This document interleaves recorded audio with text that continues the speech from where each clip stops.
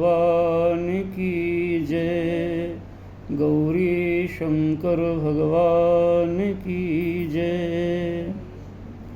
भगवान रमण महर्षि जी के द्वारा सृजित यह उपदेश सार नामक ग्रंथ, जिसका आज दिनांक 23 जून 2023 से भागवत आश्रम में हम सब बैठकर स्वाध्याय का शुभारंभ कर रहे हैं।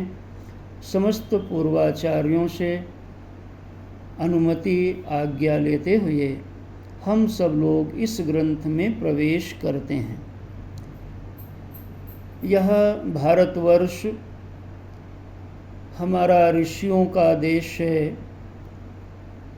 संपूर्ण विश्व में अनेक प्रकार की विद्याएं देखी जाती हैं, लेकिन उन समस्त विद्याओं की जो माँ है, जननी है, उनका नाम है अध्यात्म विद्या अर्थात ब्रह्म विद्या।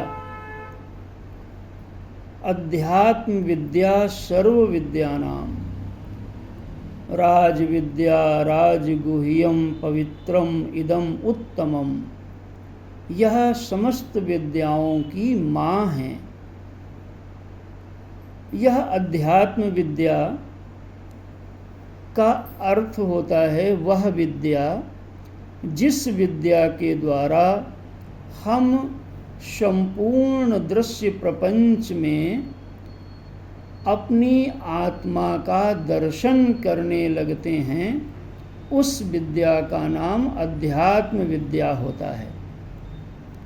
दूसरे शब्दों में, वह विद्या जिस विद्या के द्वारा समस्त जगत प्रपंच में आत्मा का यानी भगवान का दर्शन और संपूर्ण प्रपंच और जगत का भगवान में दर्शन कराने वाली जो शैली है, उस विद्या का नाम होता है अध्यात्म विद्या।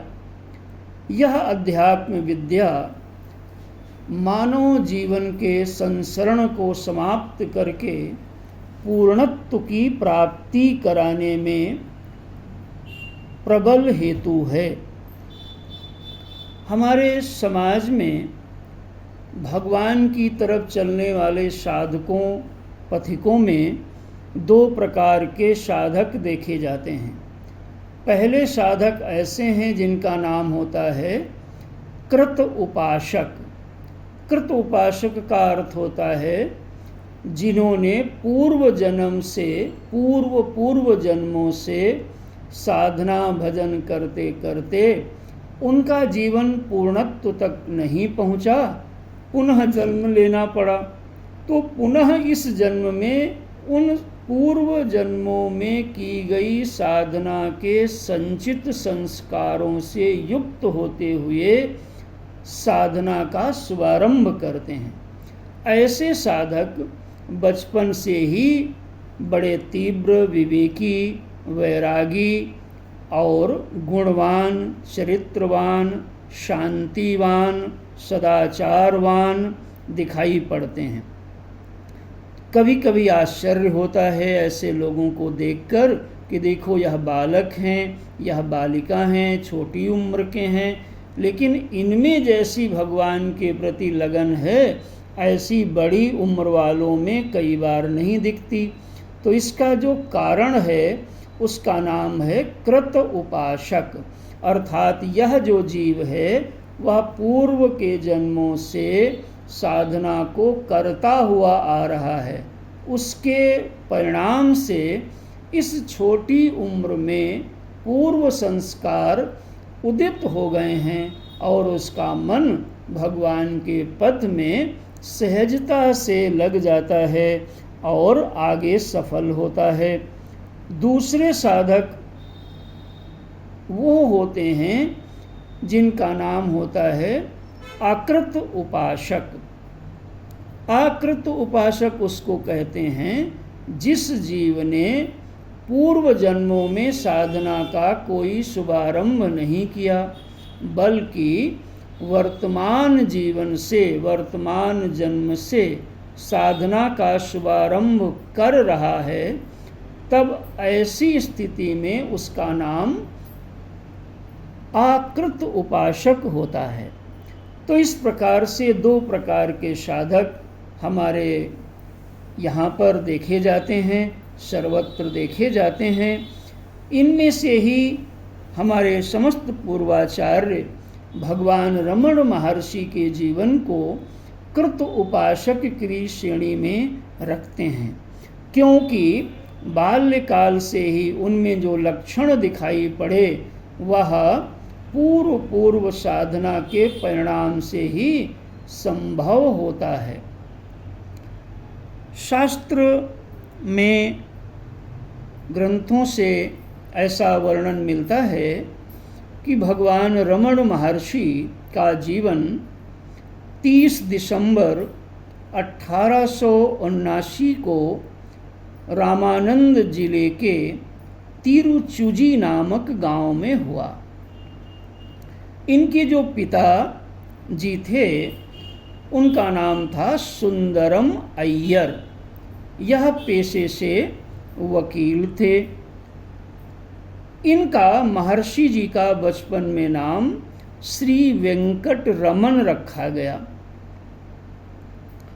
कहते हैं बचपन से ही इनमें मन की निर्विकारता, निर्विषयता मानो सहज सिद्ध थी।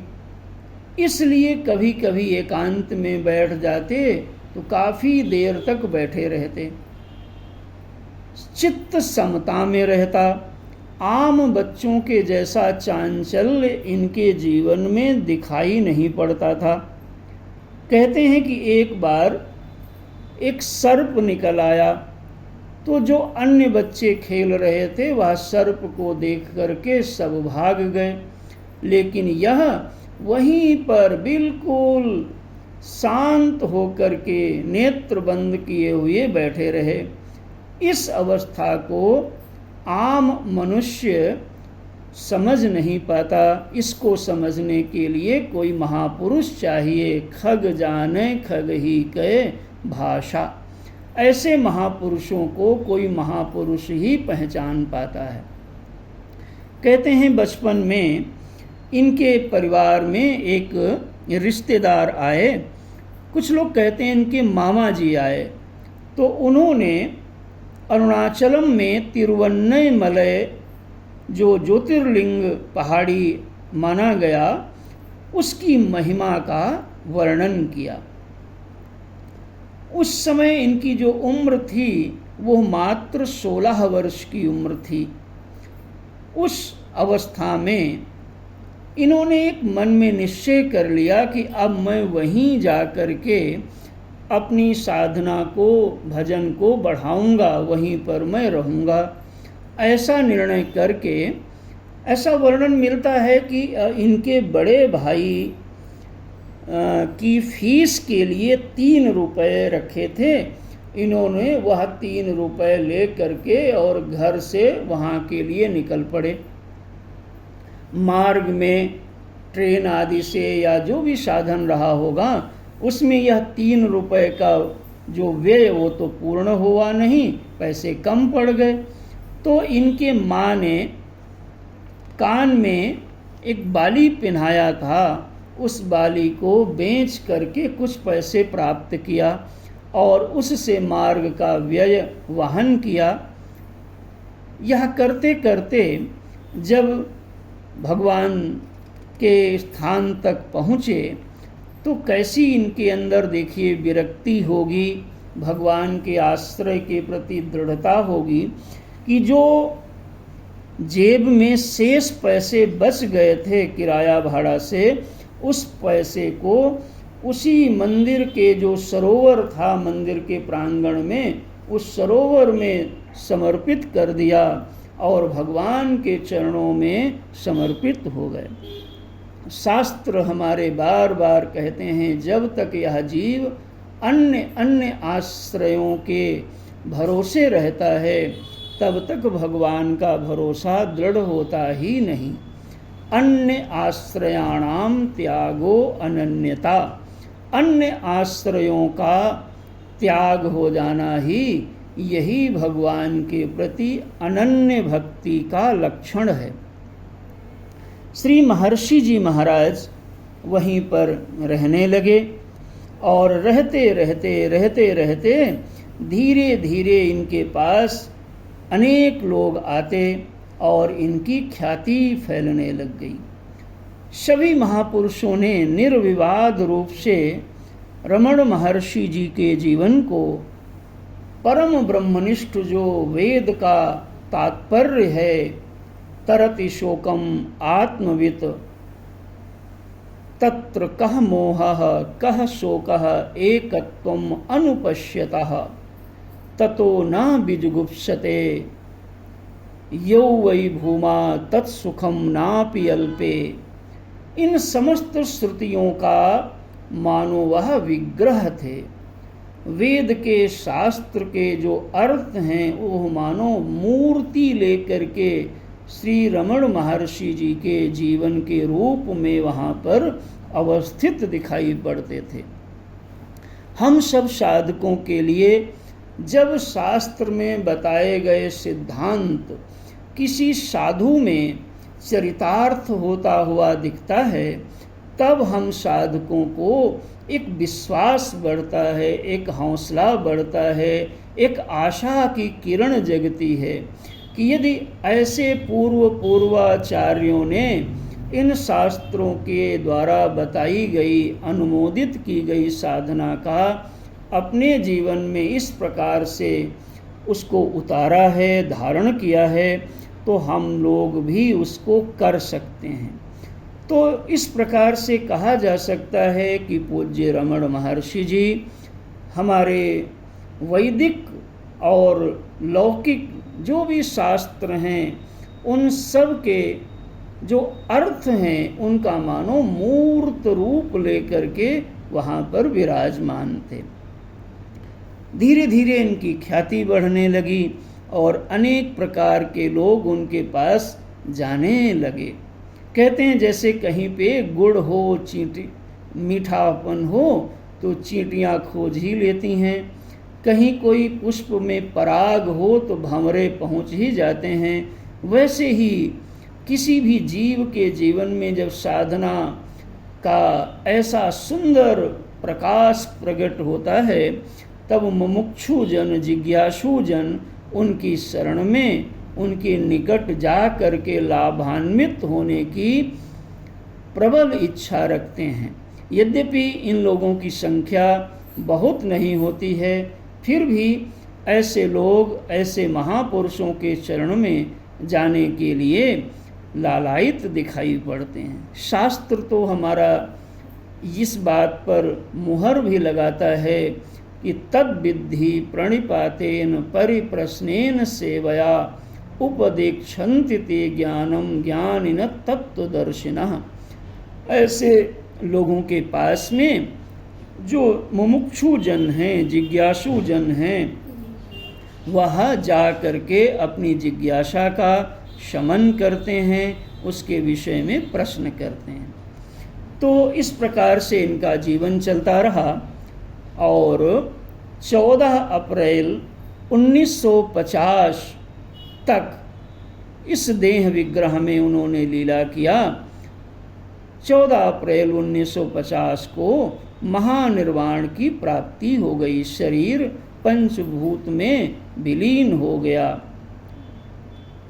कहते हैं कि उनके जीवन काल में अनेक ग्रंथ प्रचलित हुए, जिनमें रमण गीता और यह उपदेशसार नामक ग्रंथ, रमण महर्षि के पत्र और इनका एक और बड़ा सुंदर ग्रंथ सद्दर्शन, जो साधकों के लिए अति लाभप्रद माना गया है, देखा गया है।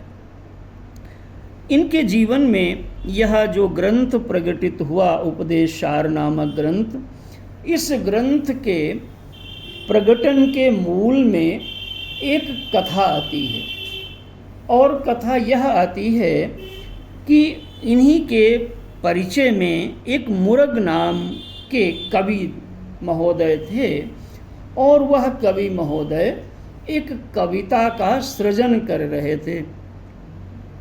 तो वर्णन ऐसा आता है कि वह जो कविता थी वह हमारे मार्कंडी पुराण के अंतर्गत एक प्रसंग आता है जिसमें कुछ तपस्वी लोग, कुछ ब्राह्मण लोग दारुक वन में तपस्या कर रहे हैं, यज्ञ यागाद कर रहे हैं और पूर्व मीमांसा के अनुसार जो भी दिनचर्या आदि है उस दिनचर्या से अपने जीवन को सुंदर बनाया जा रहा है।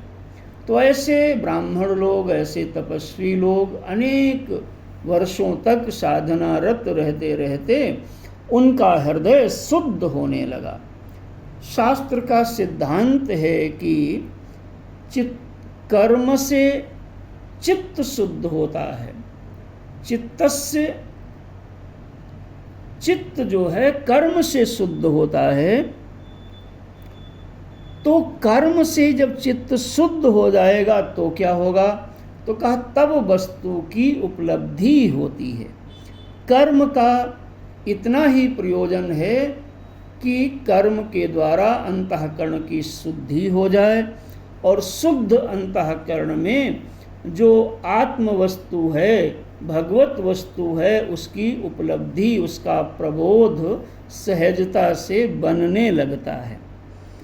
लेकिन कई बार कर्माशक्ति के कारण जीव अपने कर्म का परित्याग न करके उसी कर्म में ही लगा रहता है। यह भी एक प्रतिबंधक का काम करता है। तो ऐसी स्थिति में जो इस सृष्टि के स्वामी हैं, नियंता हैं, भगवान हैं, उनको स्वयं मानो कोई ऐसी लीला करनी पड़ती है जिस लीला के द्वारा उस जीव को आगामी साधनाओं के फल की प्राप्ति हो सके। इसका दृष्टांत हम सब लंका में रह रहे श्री विभीषण जी महाराज को ले सकते हैं कि देखो आप, कहाँ राम जी भारत में और कहाँ विभीषण लंका में। लेकिन लंका में श्री विभीषण जी महाराज रहते हैं, निशाचरों के बीच में रहते हैं, लेकिन भगवान के उपासक हैं। रामा युद्ध अंकित ग्रह, शोभा वरण न जाय, नव तुलसिका वृंद तहाँ देखि हरस कपिराय। अब देखो कैसी भगवान की लीला, कहाँ विभीषण जी और कहाँ प्रभु राम जी। लेकिन मानो माता सीता के खोज के निमित्त से कई बार भगवान की लीला अनेक प्रयोजनार्थक होती है। एक लीला से अनेक काम पूरे किए जाते हैं। तो श्री हनुमान जी महाराज को प्रभु ने जब मैया की खोज के लिए लंका भेजा तो केवल माता की ही खोज नहीं बल्कि विभीषण के उद्धार का भी मार्ग प्रशस्त हो गया। और यह बात इस बात की प्रतिपूर्ति करता है, सिद्ध करता है कि कोई भी जीव चाहे वन में हो, चाहे भवन में हो, गली में हो, गांव में हो, शहर में हो, देश में हो अथवा विदेश में हो, यदि उसने साधना के द्वारा अपने अंतःकरण की शुद्धि किया है तो प्रकृति के नियंता परमेश्वर कोई न कोई सत्पुरुष को अवश्य मिलाते हैं, जिसके माध्यम से साधक का जीवन आगे बढ़ जाता है। इसका प्रबल दृष्टांत श्री हनुमान जी और श्री विभीषण जी की मुलाकात है। वर्णन तो ऐसा आता है कि विभीषण जी सो रहे थे और प्रातःकाल का समय होने जा रहा था। हनुमान जी महाराज मंदिर मंदिर प्रतिकर शोधा, देखे जहाँ तहाँ अगणित जोधा। सब देखते हुए, खोज करते हुए माता जी कहीं दिख नहीं रही थी। इतने में आश्चर्य हुआ। आश्चर्य किस बात को हुआ? आश्चर्य उसी को कहते हैं जिस बात की हमको पूर्व में कल्पना नहीं होती है और वह चीज़ हो जाती है तो उसको कहते हैं आश्चर्य। हनुमान जी को आश्चर्य कैसे हुआ? क्योंकि हनुमान जी ने तो यह माना था कि ये तो लंका है, निशाचरों का नगर है, इन निशाचरों के नगर में भला कोई भगवान का भक्त कैसे हो सकता है। अचानक जब विभीषण जी की कुटिया दिखाई पड़ी, रामायुध अंकित ग्रह, तो ऐसे भवन को देख करके आश्चर्य हो गया कि अरे यहाँ तो ये नहीं हो सकता था, फिर भी हो गया, ये किसका भवन है? ऐसा मन में तर्क वितर्क चलने लगा। अच्छा देखो, यदि भगवान नहीं चाहते तो विभीषण जी थोड़ा और सोते रहते, ठीक है ना भाई? तो विभीषण जी अगर और थोड़ा सो जाते तो हनुमान जी तो आगे निकल जाते, मुलाकात नहीं होती। लेकिन प्रभु की आप लीला देखें, इस दृष्टांत से इस बात को समझने का हम और आप यत्न करें कि यदि हमारी कर्म की साधना अच्छी है, हमारा कर्म सुंदर है, तो भगवान हमें आगे बढ़ाने के लिए स्वयं वह कोई न कोई व्यवस्था बना देते हैं। इसी आधार पे यह कहा जाता है कि सद्गुरु को खोजा नहीं जाता, बल्कि आप योग्य बनिए तो सद्गुरु आपको स्वयं खोज लिया करता है। जैसे आज हनुमान जी मानो विभीषण जी को खोज लिए, और भगवत प्रेरणा से विभीषण जी उसी समय जग गए, और जगते ही राम नाम तेहि सुमिरन कीन्हा, हृदय हरस कपि सज्जन चीन्हा। हनुमान जी के मन में सज्जनता की मानो यही परिभाषा है कि जो जगते ही भगवान का सुमिरन करे वो सज्जन है। और यह बिल्कुल बात ठीक है। वाणी मनुष्य के जीवन का द्योतक है इस बात का कि उसके जीवन में क्या है, प्राधान्य किसका है। भगवान का नाम जो सुबह और शाम लेता है तो मानो उसका ध्यान बीच में भी बना रहता है, यह भाव रखा जाएगा।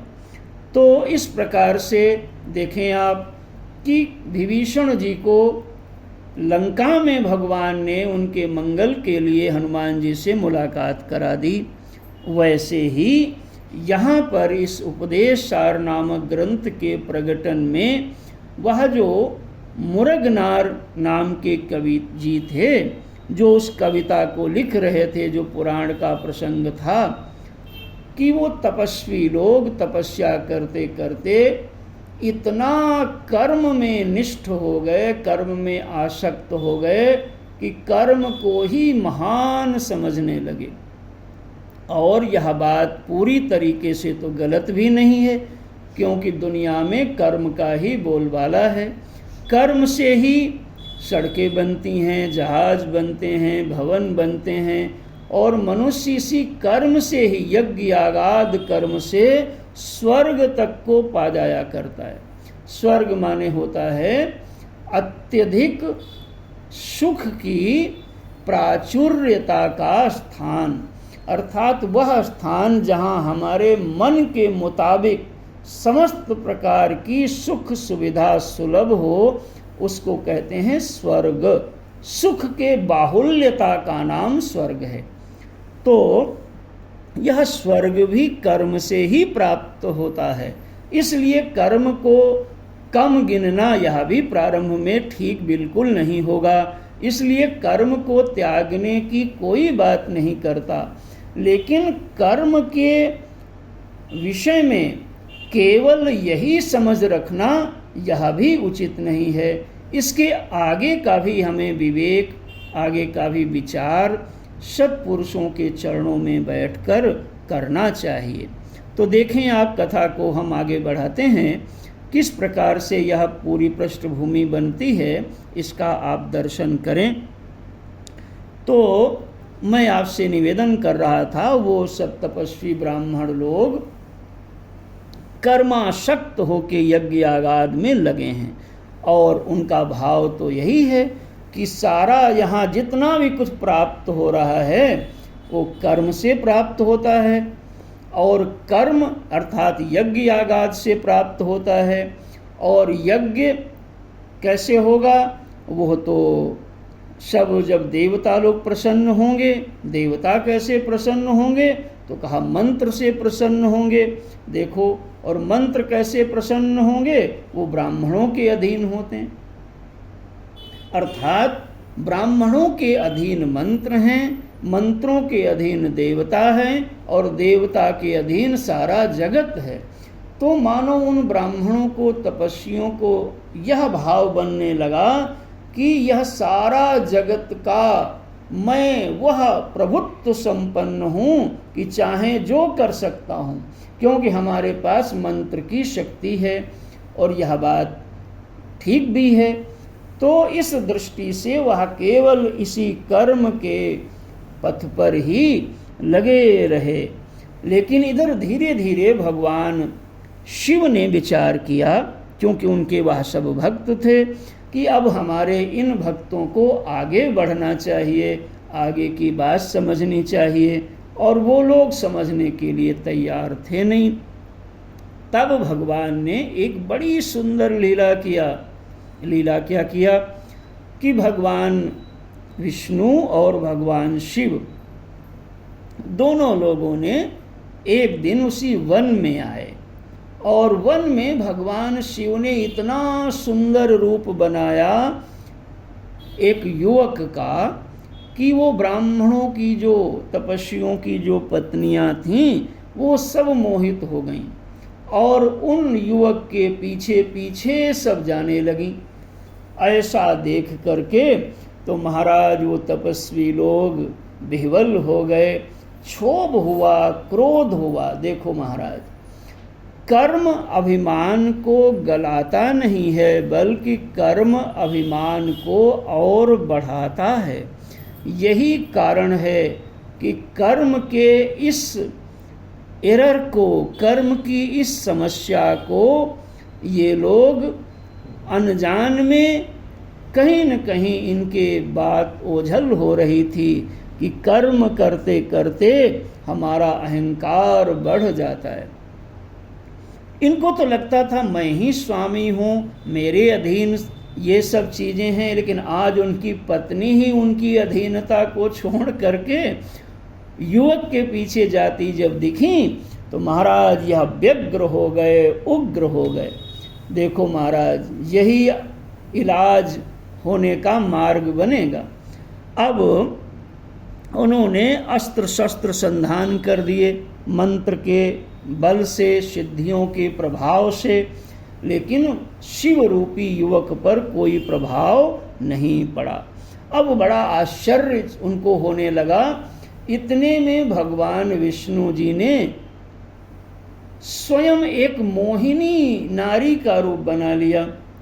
तो जो ये तपस्वी लोग, ब्राह्मण लोग अपनी पत्नी को छुड़ाने के लिए अभी तक परेशान थे, वह सब मोहिनी रूपी भगवान विष्णु को देखकर पत्नियों को भूल गए और स्वयं उन मोहिनी के पीछे पीछे चल पड़े।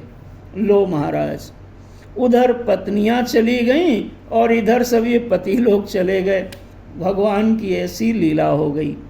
अंततः उन ब्राह्मणों को, देखो भाई, साधना का फल कभी नष्ट नहीं होता।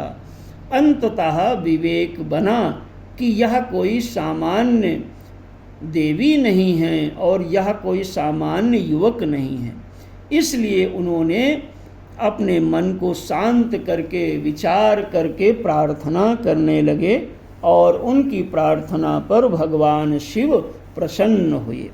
भगवान शिव प्रसन्न होकर के सारी बात उनको बताई कि देखो, कर्म बहुत कुछ है, लेकिन कर्म से आगे भी बहुत कुछ है, वह भी जानना मनुष्य के लिए परम लाभकारी है, और तुम लोगों को उसको बताने के लिए मैंने लीला किया है। क्या परम तत्व है?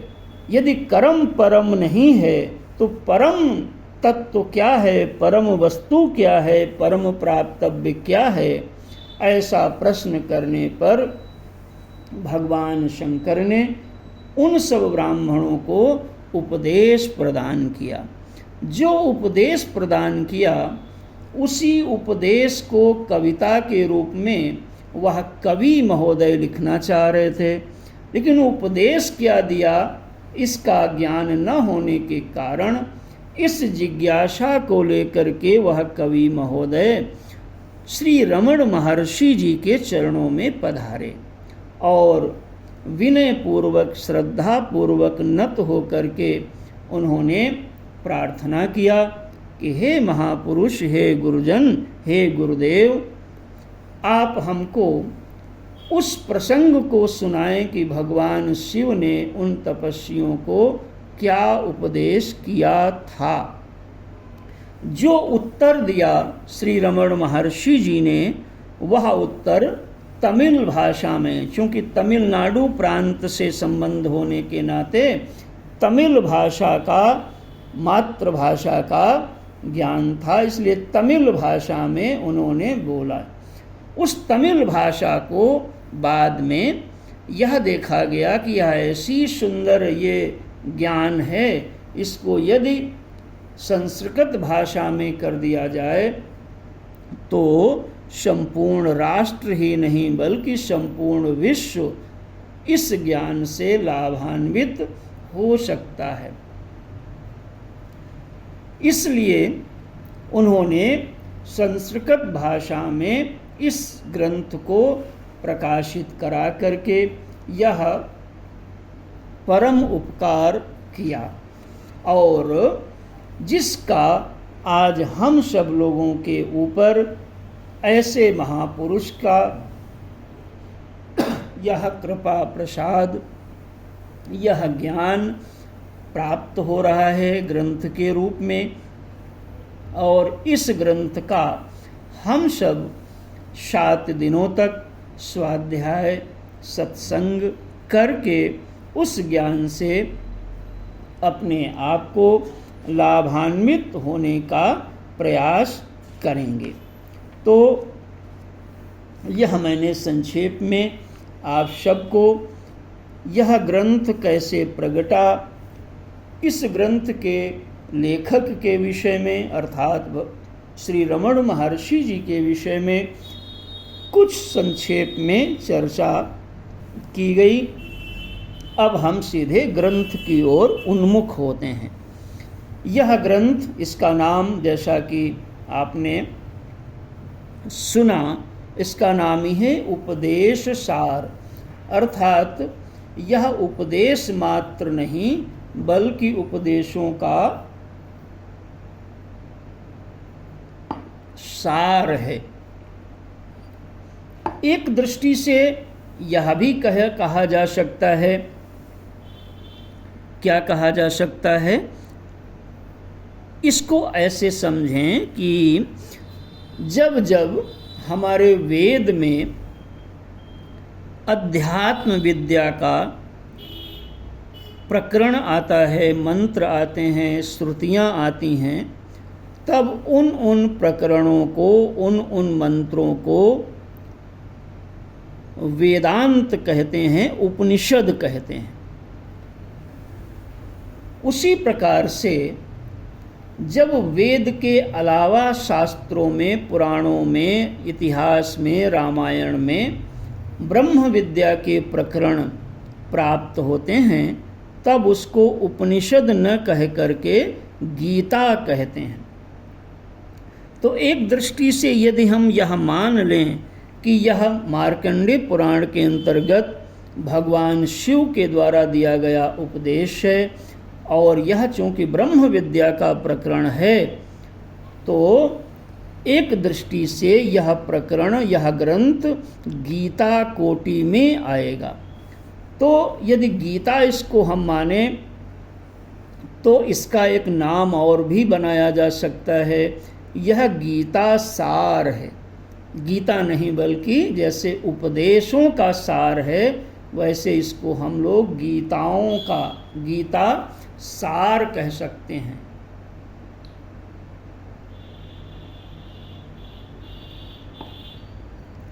इस प्रकार से यह सुंदर ग्रंथ, इसमें 30 श्लोकों का एक यह मानो गुलदस्ता है, यह एक भगवान की तरफ से प्रसाद है।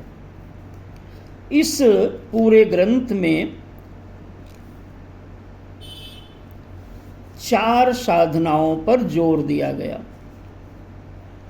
पहली साधना है जिसका नाम है कर्म योग, अर्थात कर्म करते करते किस प्रकार से हम भगवान से जुड़ें, उसका पूरा प्रशिक्षण यहाँ पर संक्षेप में सार रूप में बताया जाएगा। तो पहले यहाँ जो पहला प्रकरण होगा उसका नाम होगा कर्म योग। दूसरा है भक्ति योग, अर्थात हम भाव के माध्यम से किस प्रकार से भगवान से जुड़ें।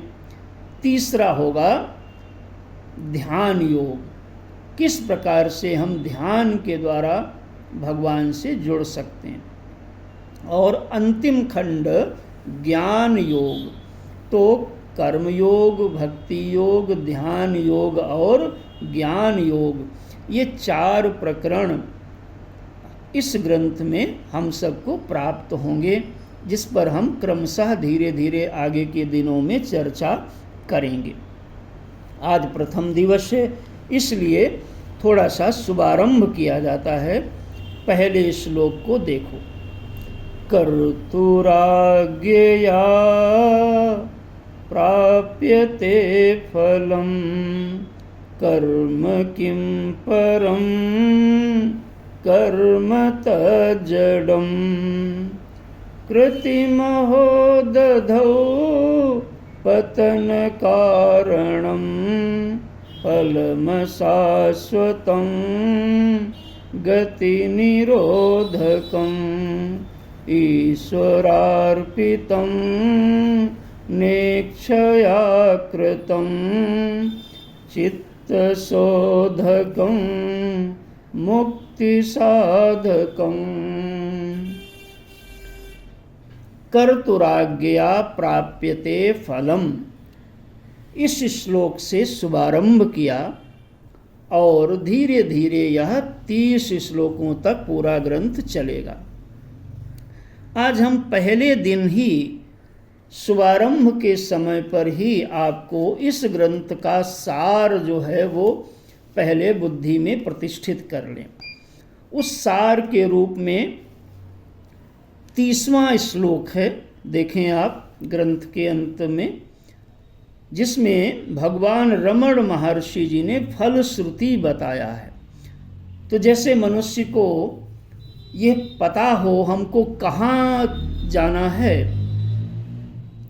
तो उसको मार्ग में फिर चलने में बड़ा आनंद आता है और यह भी धीरे धीरे समझ में आएगा कि हम अपनी मंजिल की ओर जा रहे हैं कि नहीं जा रहे हैं।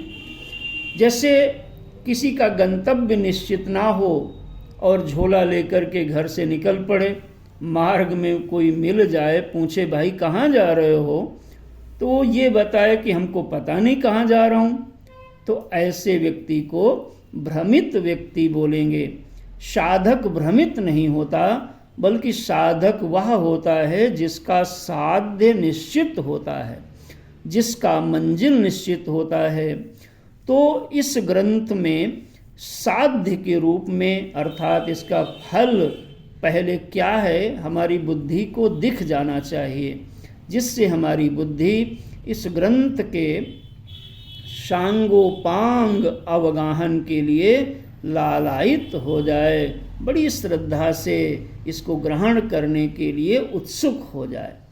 तो हम इसको पहले दिखाते हैं। आइए देखिए, ये 30वां श्लोक है, जिसमें रमण महर्षि जी महाराज का वचन है कि अहम पेतकम निज विभानकम महाइदं तपो रमणवागियम अहम पेतकम निज विभानकम महाइदं तपो रमणवागियम। अर्थात यह रमण महर्षि जी की वाणी का अंतिम निष्कर्ष है। क्या निष्कर्ष है? महद, महद माने सबसे बड़ा, महत, इदम माने यह, तपो माने तप। अर्थात रमण महर्षि जी कहते हैं, हमारी वाणी में, हमारी नज़र में, हमारी बुद्धि में जो बात आई वो यह बात आई है कि सारे तपों में, सारी तपस्याओं में सबसे बड़ी तपस्या यह है, सबसे बड़ा तप यह है। क्या है सबसे बड़ा तप? अहम अपेतकम निज विभानकम। यह जो आज की तिथि में हमको अहम अहम अहम की अनुभूति हो रही है, तो हमारा अहम सीधे सीधे अनुभव में नहीं आता है, बल्कि किसी न किसी के माध्यम से अनुभव में आता है। जैसे कोई पूछे आप कौन है, तो आप बताओगे मैं पुरुष हूँ, मैं स्त्री हूँ, मैं धनी हूँ, मैं गरीब हूँ, मैं शर्मा हूँ, मैं वर्मा हूँ, मैं पढ़ा हूँ, देखो मैं काला हूँ, मैं गोरा हूँ, मैं बूढ़ा हूँ, मैं जवान हूँ। अर्थात यह जो अहम सत्ता है, मैं है, वह किसी न किसी को साथ में लेकर के अपने को व्यक्त कर रहा है।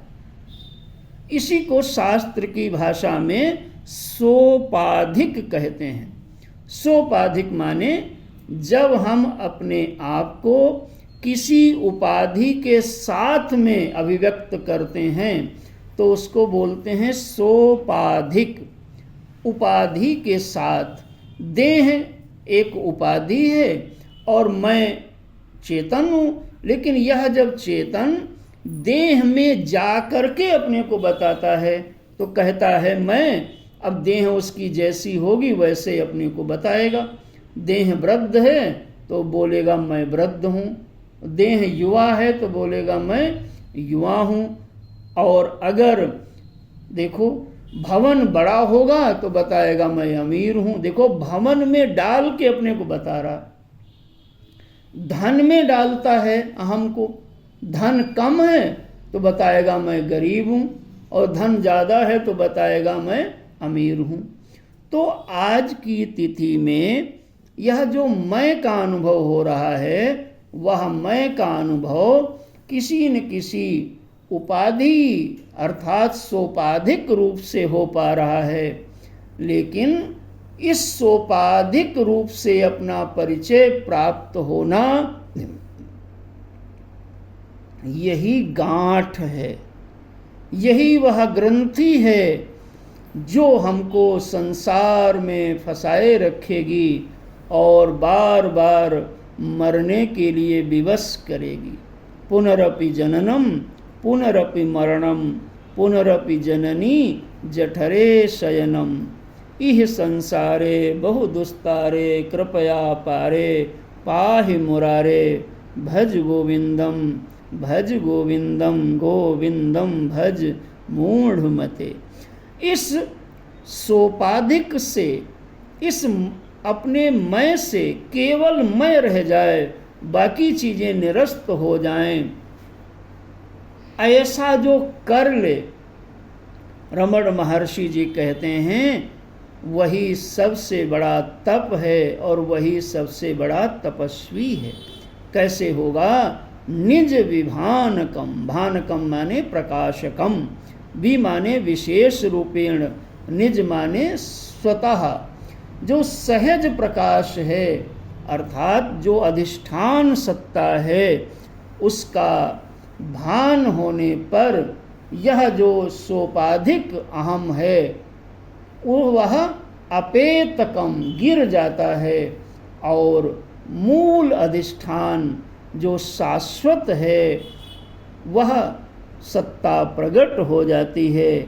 जो साधक, जो भक्त, जो जिज्ञासु, जो मुमुक्षु इस काम को कर ले, वही सबसे बड़ा तप है, वही सबसे बड़ा तपस्वी है, ऐसा भगवान रमण महर्षि जी का कहना है। और इसी लक्ष्य को लेकर के पूरे ग्रंथ की प्रवृत्ति होगी, जिसमें हम प्रथम श्लोक से लेकर के और धीरे धीरे आपको सारे श्लोकों पर यथासंभव चर्चा करने का प्रयास करेंगे। आज प्रथम दिवस है, आइए प्रथम श्लोक को एक बार गुनगुना लीजिए, गा लीजिए और यहीं पर वाणी को विराम देते हैं। शेष चर्चा क्रमशः कल से हम प्रारंभ करेंगे। कर्तुराज्ञया प्राप्यते फलम कर्म किं परम कर्म तज्जडम्। ओम पूर्णमदः पूर्णमिदं पूर्णात् पूर्णमुदच्यते पूर्णस्य पूर्णमादाय पूर्णमेवावशिष्यते। ओम शांति शांति शांति। हरि ओम। श्री सद्गुरुभ्यो नमः।